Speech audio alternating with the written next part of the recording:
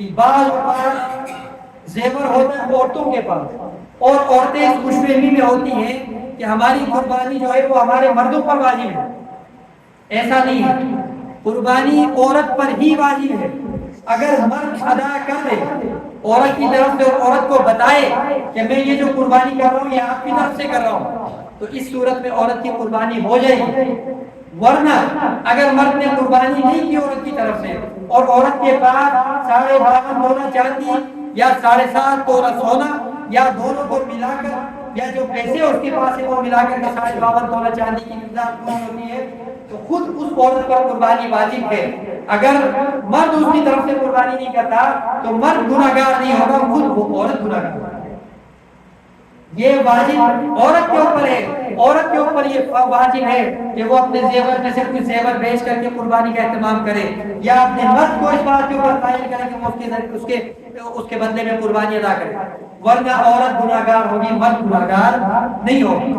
یہ عورت کے اوپر لازم ہے کہ وہ چاہے اپنا سونا بیچ کر کے کرے، یا اپنے شوہر کو راضی کر کے اس کے ایمان میں سے کرے، یا ادھار لے کر کے قربانی کرے۔ بہرحال یہ قربانی جو ہے وہ عورت کے اوپر ہی واجب ہے۔ اب بعض لوگوں کو یہ اشکال ہوتا ہے کہ بھئی قربانی کا نصاب زکوٰۃ والا ہے، تو زکوٰۃ پر تو زکوٰۃ تب واجب ہوتی ہے جب اس کے اوپر سال گزرتا ہے، تو قربانی بھی اس وقت واجب ہوتی ہے جب ہمارے پاس ہمارا جو مال ہے اس پر سال گزر جائے۔ ایسا نہیں ہے۔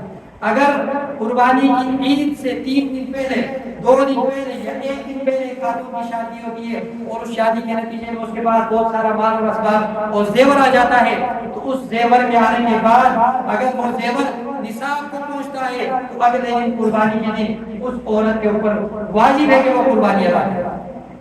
یہ مسئلہ سمجھ میں آ گیا؟ عورتوں کو یہ مسئلہ سمجھائیں، گھروں کے اندر جا کر کے دیکھیں کہ سال سے عورتوں نے نہ قربانی کی ہوتی ہے نہ زکوٰۃ ادا کیا ہوتا ہے۔